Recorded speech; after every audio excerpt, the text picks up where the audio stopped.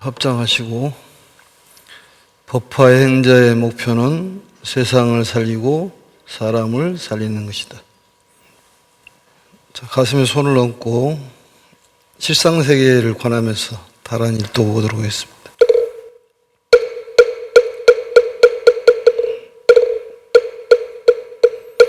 신묘장구 대다라 나무라 단나다라야 나마갈야 바로기제 세바라야 모지사다바야 마사다바야 마가로니가야 옴 하라야 다사명 나마 가리다바 이마말야 바로기제 세바라 다바니라 간다 나마 하린다야 마발다 이사미 살벌타 사다남 슈바나이얌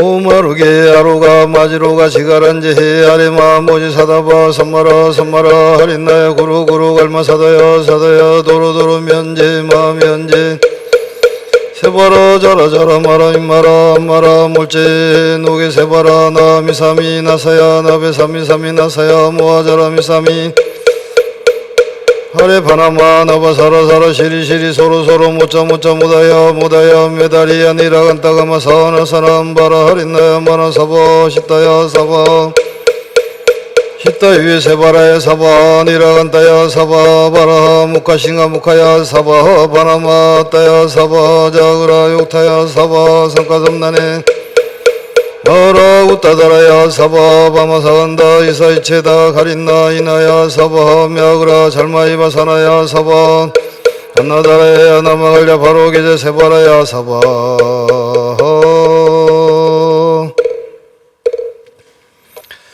무량의경 3품과 또 묘법연화경 28품 또 관보연보서 행법경 이렇게 해서 법화 3부경이라고 얘기를 합니다. 우선 이제 전체적인 관보연보살 행법경에 대해서 좀 말씀을 드리도록 하겠습니다. 사실은 이제 종교라는 것은 또 성자의 가르침은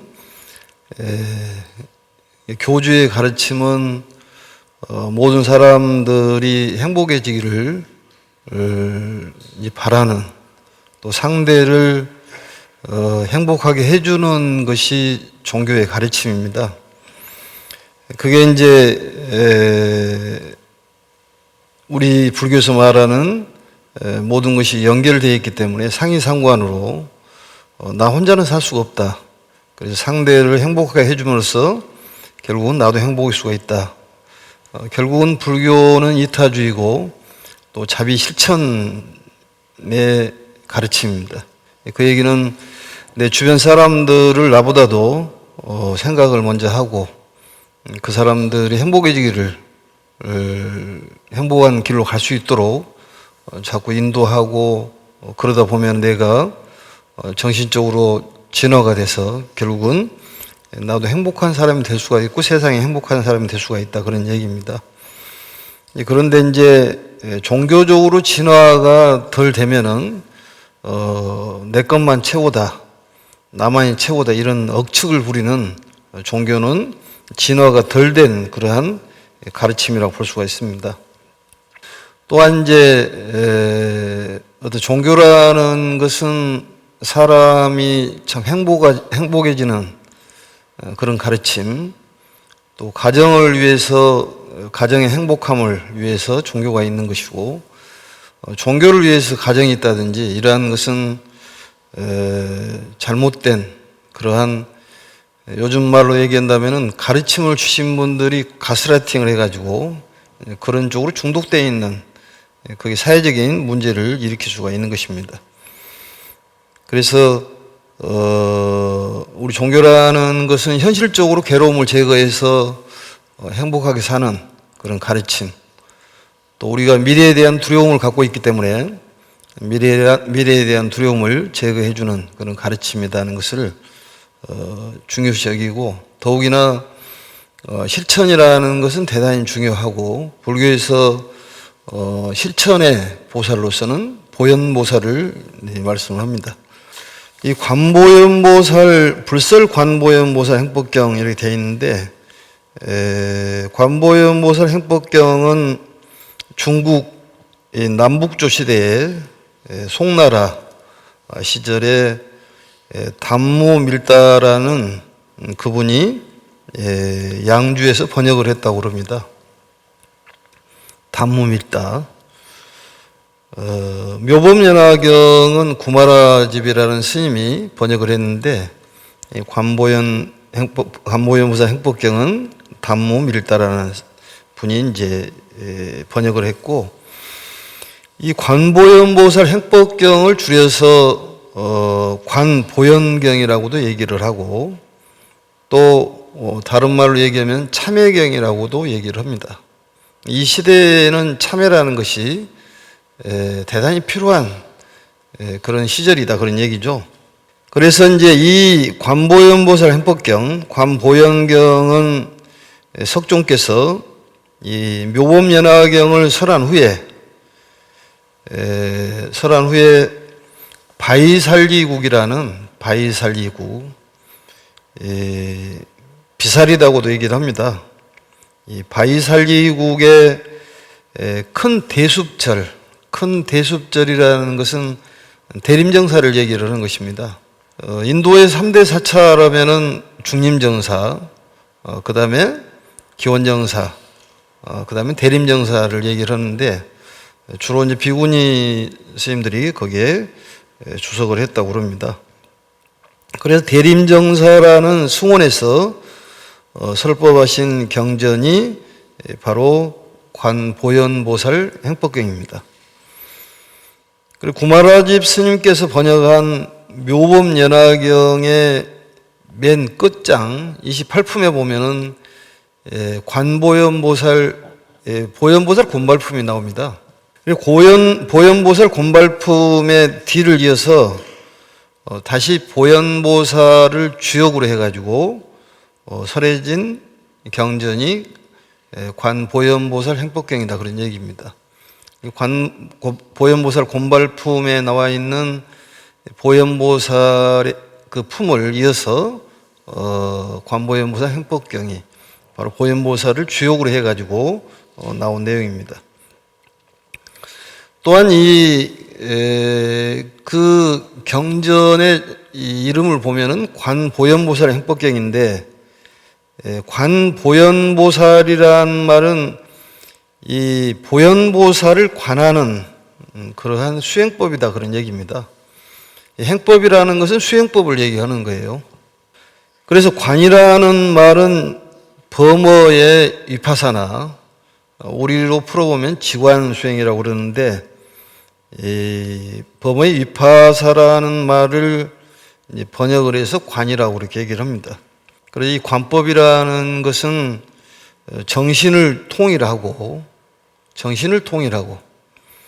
지혜를 힘껏 작용토록 하여서 부처님이나 또 우리들의 자신의 어떤 몸이라든지 또 감각 기관이라든지 또 마음이라든지 마음이 대상이 되는 법이라든지 이러한 것들을 관하는 그런 관법이고, 또 더 나아가서는 우주의 근본적인 것을 관하는, 또 인생의 여러 가지의 사상을 관찰하고 사색을 해서 이 깨달음을 열어가는 정진수행이라고 그렇게 얘기를 합니다. 깨달음을 열어가는 정진수행을 바로 관법이라고 그렇게 얘기한다, 그런 얘기입니다. 그런데 사실은 이 관법이라는 것이 우리가 여러 가지 관법이 있는데, 우주의 근본 실상을 알아가는 방법이 여러 가지 방법이 있습니다. 그 중에 한 가지가 바로 관보연보살 행법경, 이 보연보살을 관한다는 그 관법이다, 그런 얘기입니다. 그래서 이제 우주의 근본 진리를 관한다는 것인데, 우주의 근본 진리를 관한다는 것은 상당히 어려운 일이다, 그런 얘기입니다. 우리가 쉽게 실상세계를 관한다 그러면 쉽게 생각할지 모르지만 그것도 참으로 어려운 일이고, 우주의 근본 진리를 관한다는 것은 정말로 상당한 경지가 아니면은 힘든 그러한 관이다, 그런 얘기입니다. 그래서 이와 같은 이 근본 진리에 우리가 도달하기 위해서 여러 가지의 그런 관법, 다시 말해서 구체적으로 무엇인가를 마음으로 집중하고 그것을 응시하여 알아차리는 행법, 이 수행법을 여러 가지로 가르치고 있었다 그런 얘기입니다. 지금 현재도 여러 가지의 관법이 있습니다. 그 중에서 지금부터 배울 것이 보현보살을 관하는 그러한 수행법이다 그런 얘기입니다. 그래서 이 보현보살이라는 분은 우리가 잘 알고 있듯이 행을 상징하는 그러한 보살입니다. 그래서 여러 가지를 토탈로 관장하는 그런 보살이 보현보살이고, 자비를 관장하는 분은 바로 관세음보살이죠. 그래서 이 세 가지 덕을 행덕, 정덕, 이덕 이렇게 얘기를 합니다. 결국은 우리가 많은 사람들을 행복하게 하는 그러한 실천행을 했을 때 우리가 이 관이라는 것은 이 마음이 불도에 또 내지는 보현보살의 그 마음에 확정된 그런 경지를 바로 정이라고 그렇게 얘기를 합니다.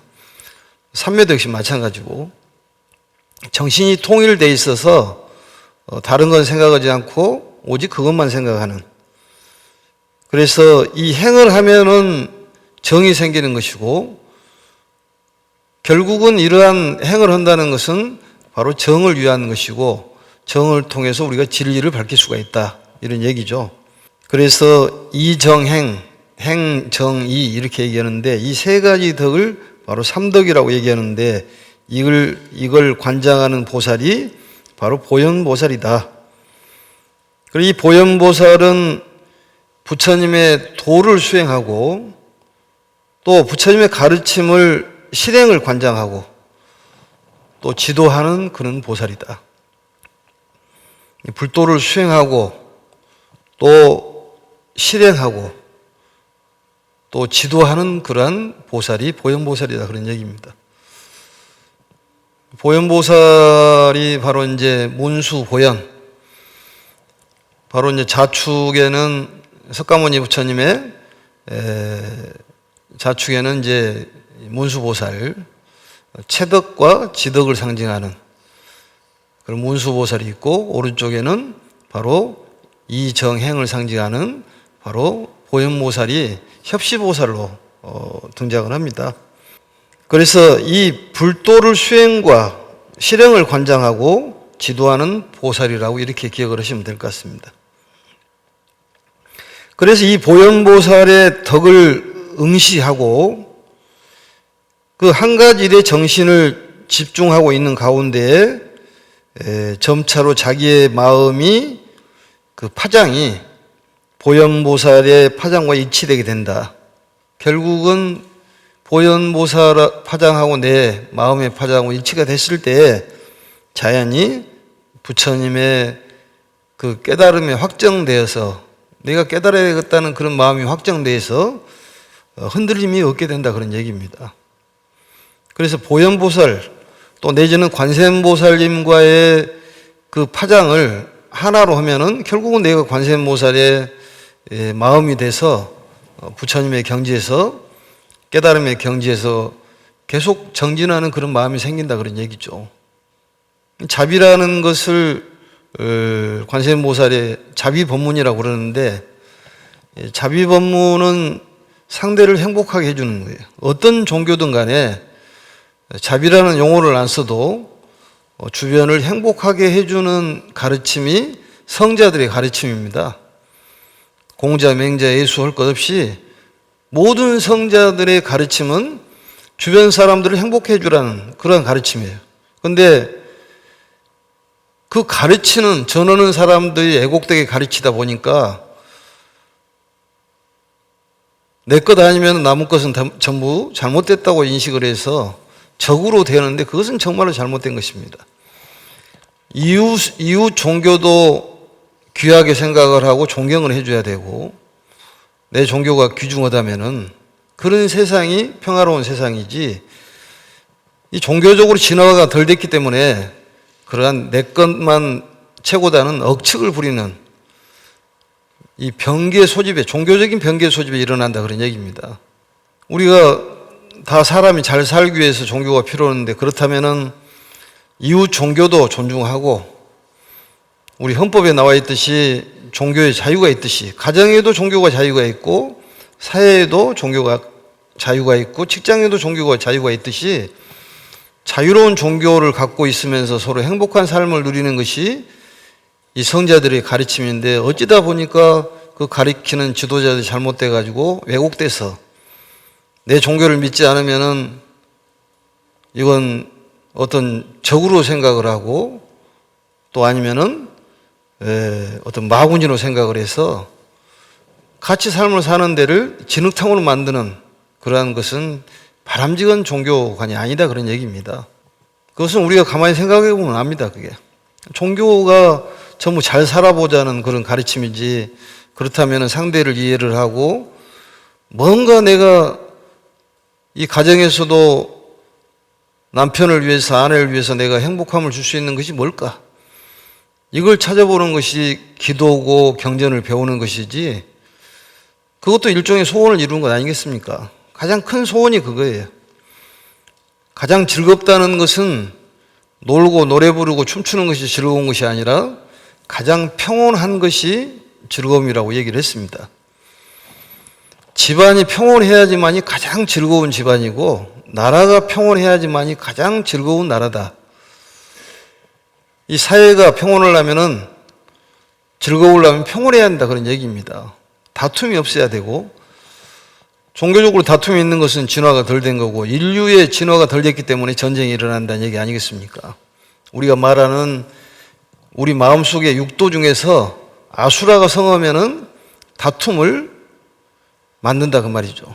그것은 인간보다는 못한 그런 중생입니다.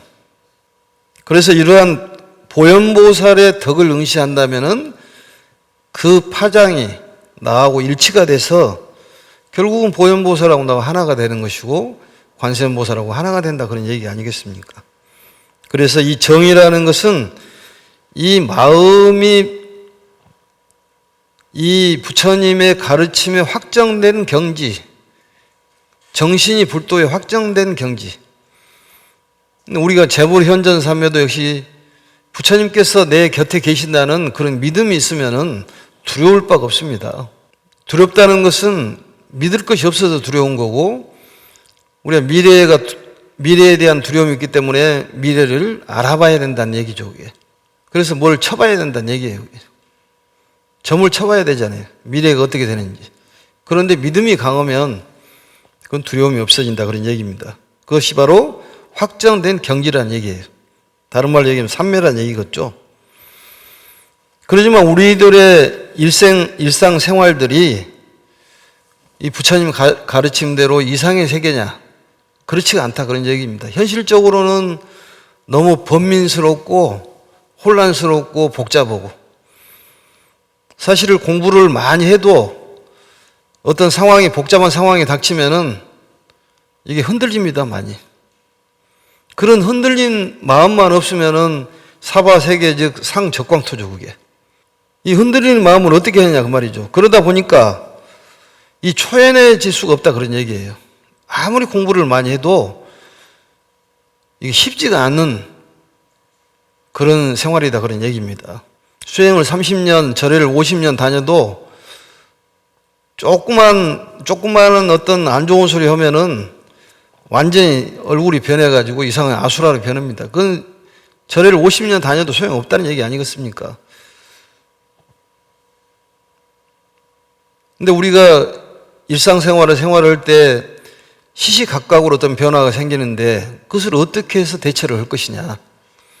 번뇌를 가지고도 이 번뇌 없이 살아갈 수 있는 방법, 부모님께서 주신 이 육군을 가지고 정말로 변함없이 평온한 마음으로 살 수 있는 방법이 뭡니까? 여기에 대한 질문이에요.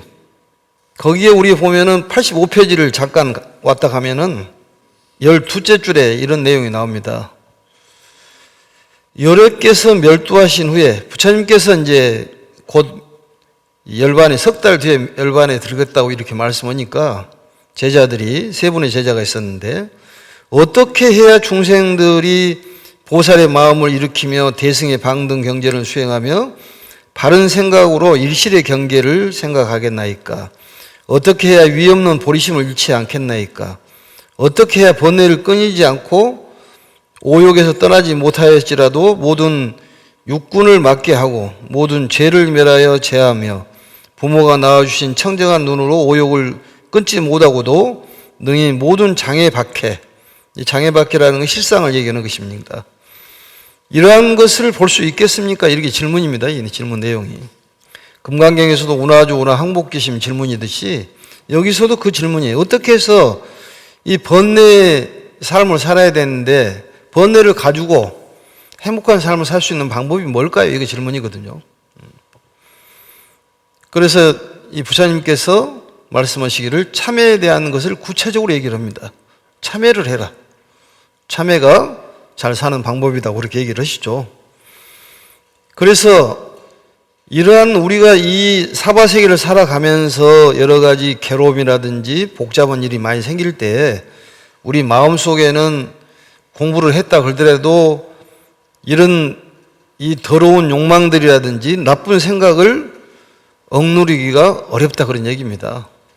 수행을 오래 해도 현실적인 어떤 변화에 막상 부딪히면은 이겨내기가 쉽지가 않다 그런 얘기죠. 초연해지기가 어려워요. 그럼 어떻게 해야 되냐 그 말이죠. 그래서 이 법화경의 가르침은 우리 대승불교의 가르침은 속세에 살면서 어떻게 이 번뇌를 가지고 있으면 살아갈 수 있는 방법이 뭘까?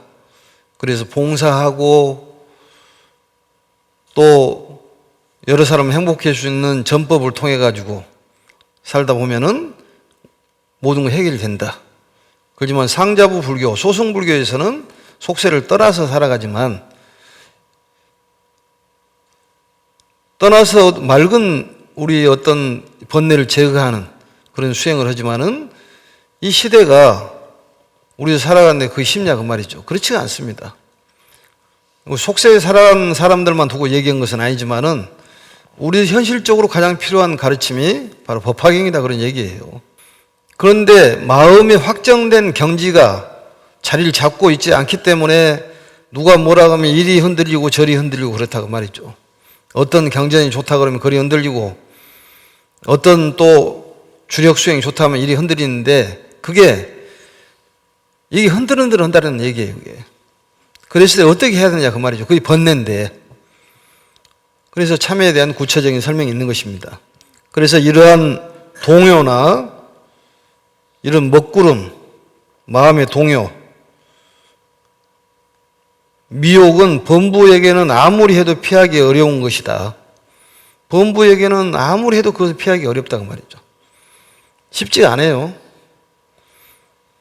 본인이 사경을 수십 번, 수백 번 해도 그 공덕이 높아져 가지고 이런 일이 부딪히면은 나쁜 생각이라는 동요가 일어나지 않을 것 같지만은 일어납니다.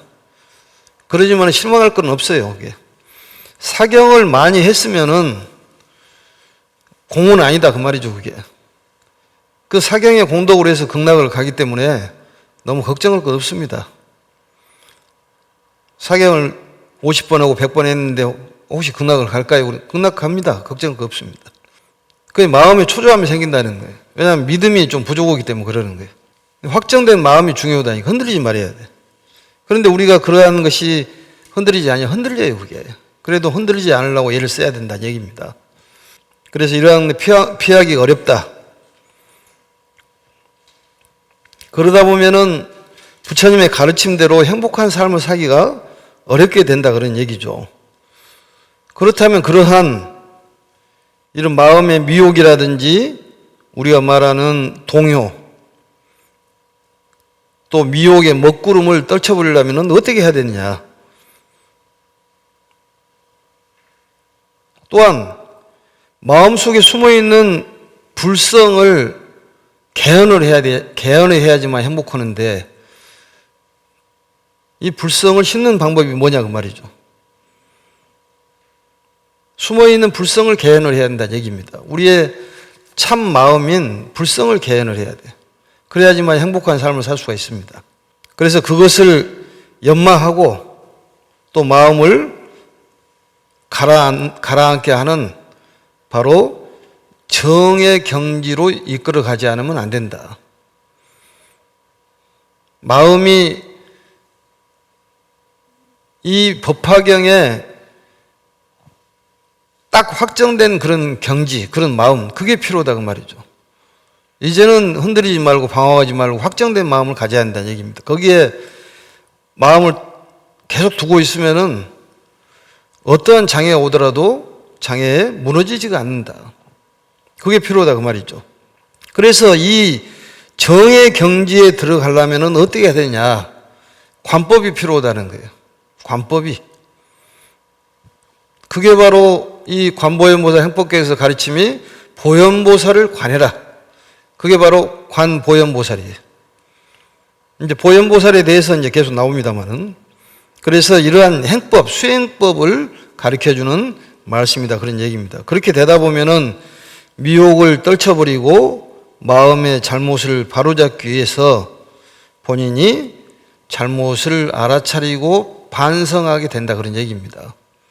그래서 본인이 나쁜 것을 고치고 또 그걸 해소하다 보면은 자연히 행복해지지 않자. 그런 얘기죠. 나쁜 것을 제거하면은 자연히 좋은 것만 남게 돼 있습니다. 근데 그러한 것들이 단번에 일어나냐? 그렇지가 않습니다. 반복적인 되풀이. 아무리 모르는 글도 100번을 읽으면은 거기에 이 뜻을 안다고 그랬지 않습니까? 독서 100번이면은. 그러니까 반복적으로 계속 생각을 하고 있고 잊어먹지 말아야 한다. 그런 얘기입니다. 되풀이가 중요해요.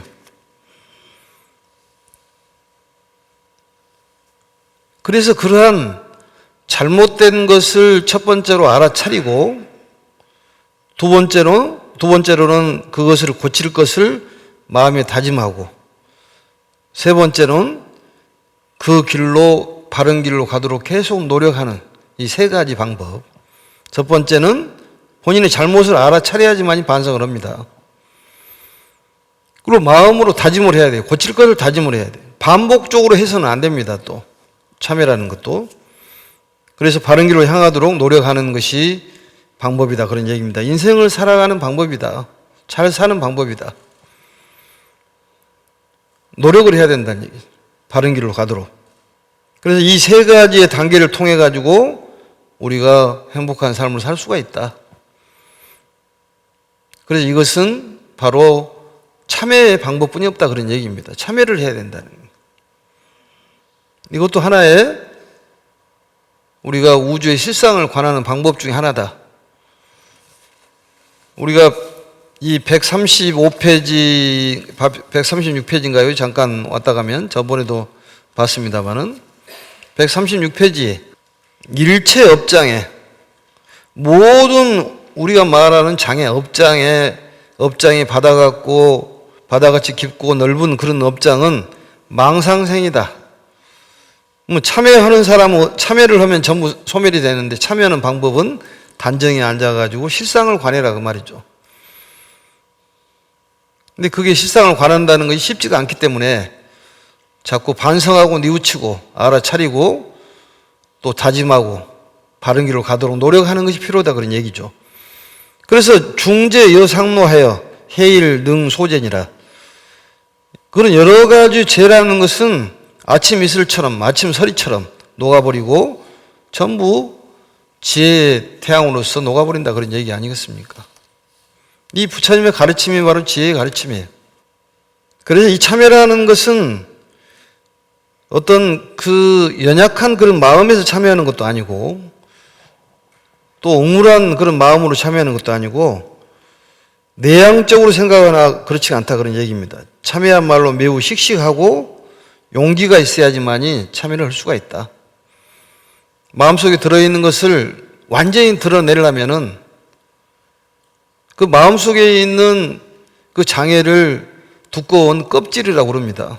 우리는 껍질을 뒤집어 쓰고 살기 때문에 맑음이 안 나온다는 거죠. 그게. 껍질을 벗겨내는 작업이 바로 참회라는 거예요. 그래서 이러한 참회라는 것은 적극적인 불교의 수행법이다 그런 얘기입니다. 굉장히 중요하다 그 말이죠. 그래서 부처님께서 마지막으로 말씀한 경전이 바로 참회법을 얘기하는 거예요. 이 시대는 참회가 중요하다. 그런데 참회라는 것도 이참, 사참 있잖아요. 그 마음으로 참회하느냐, 몸으로 참회하느냐. 사참, 이참. 근데 진정한 참회는 정말로 마음으로 참회가 이루어져야지 가식적인 몸으로 참회해서는 어렵다 그런 얘기죠. 그래서 이 참회를 함으로써 마음의 정화가 일어나고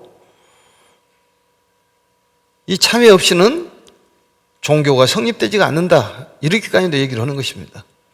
참회가 없이는 종교가 성립되지가 않는다. 내 종교가 제일이고 나무 종교는 전부 가짜다. 나만 행복해지면 되고 다른 사람은 행복해지면 안 된다. 이런 생각을 하고 있는 종교인들은 참회를 해야 됩니다. 참회를 해야 돼요. 그리고 다시 반복적으로 참회를 하지 말아야죠. 또 하는 것을 계속 오늘 또 참회하고 내일도 똑같은 걸 참회해서는 되겠습니까 그게? 그게 뭡니까 그게? 오늘 또 참회하고 똑같은 것을 내일 또 참회하고 또 저지르고 또 참회하고 이게 아니라 한 번 본인 저질러가고 참회하는 것은 다시는 짓지 말아야 된다 그런 얘기입니다. 그게 진정한 참회법이에요. 근데 그것을 참회를 할 때 어떤 같은 동신자, 같은 믿음을 갖고 있는 사람들에게 털어놓을 수도 있어요. 우리는 그걸 자자라고 그러는데 그러면 지적을 해가지고 그 사람이 잘못된 걸 지적을 하면 본인이 내가 잘못했다고 반성을 해가지고 거기에 털어내는 방법도 있지만은 가장 훌륭한 방법은 부처님께 참회를 하는 겁니다. 부처님과 나와 1대1로 참회를 하는 거예요. 부처님하고 나와 1대1로 참회를 할 때는 무엇을 드러내지 못할 것이 뭐가 있냐 그 말이죠. 그걸 발로 참회라고 그럽니다. 발로 참회. 드러낼 노자. 완전히 드러내는 것. 그런 참회가 필요하다는 거예요. 근데 본인이 그러한 잘못된 것을 이 마음속에다가 그 껍질을 뒤집어 쓰고 다니면은 그 짐이 무거워서 마음이 힘들다는 거죠, 그게. 20년, 30년 껍데기를 뒤집어 쓰고 다니면 20년, 30년 동안 힘들다는 거예요. 진실되게 본인의 참여를 하면 정말로 세상에서 참 괜찮은 사람이다. 대접도 받고 오지 않습니까? 근데 이 시대는 참여가 필요하다는 거예요. 정치인들도 매일 참여를 해야 됩니다. 어떤 분배 원칙을 깨는 그런 대기업에서도 참여를 해야 됩니다. 특히 종교인들이 참여를 해야 됩니다. 천수경에 나와 있는 참여제론만 입으로 외운다고 참여가 되겠습니까, 그게? 마음으로 다짐을 해야죠, 그게. 결단을 내서 바른 길로 노력하는 참여가 진정한 참여다 그런 얘기입니다.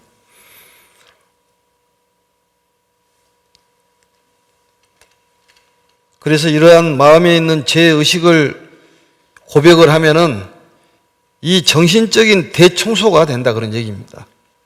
그러다 보면 참으로 이 마음이 맑아져서 때에 따라서는 부수적으로 질병이 낫고 때에 따라서는 재물이 생기기도 하고 믿음을 가지면 재물이 생겨요. 건강도 좋아지고 부처님께서 준다고 그랬으면 준 줄 알아야 되는데 지금 나 아무것도 없는데 뭘 줄까요? 이렇게 생각하기 때문에 안 된다는 거지. 하늘에서 뚝 떨어진다니까요, 그게. 안 보이는 걸 더 우리가 믿고 살아야 됩니다. 보이는 것은 믿을 것도 없어요, 그게 다 보이기 때문에. 안 보이는 것이 큰 힘을 발휘를 하는 거예요. 우리 마음은 보이지는 않지만은 제일 큰 역할을 하는 거예요, 그게. 모든 병은 시민성이라고 그러잖아요. 마음이 원인이다. 마음의 대청소가 되면은 병도 나고 재물도 생기고. 그건 부수적으로 그러는 거예요. 그래서 참 나를 발견하고 불성이 개인돼서 청정한 마음으로 살아갈 수가 있다. 그래서 우리 예전 원시 불교 교단에서도 바로 이제 비구들이 15일마다 이 포살이라는 집회를 했지 않습니까?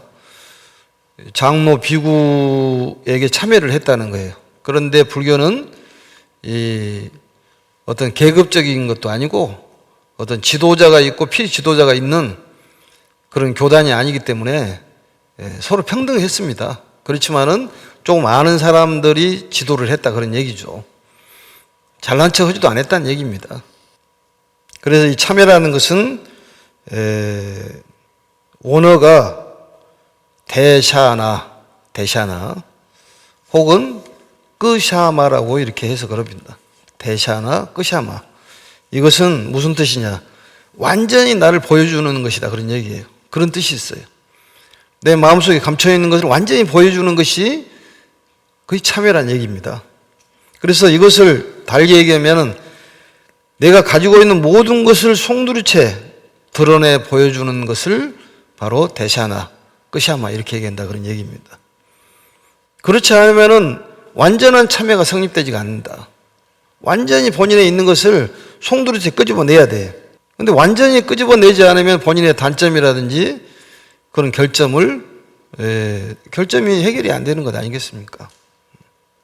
그래서 이러한 부처님을 향해서 자기의 죄를 고백하고 부처님은 눈에 보이지는 않지만 보이지 않는 부처님께 자기의 죄를 고백하고 뉘우치고 또 반드시 개선할 것을 맹세하는 행법이 바로 참회법이다 그런 얘기입니다. 참회 수행법이다. 행법이란 말은 수행법을 얘기하는 것입니다.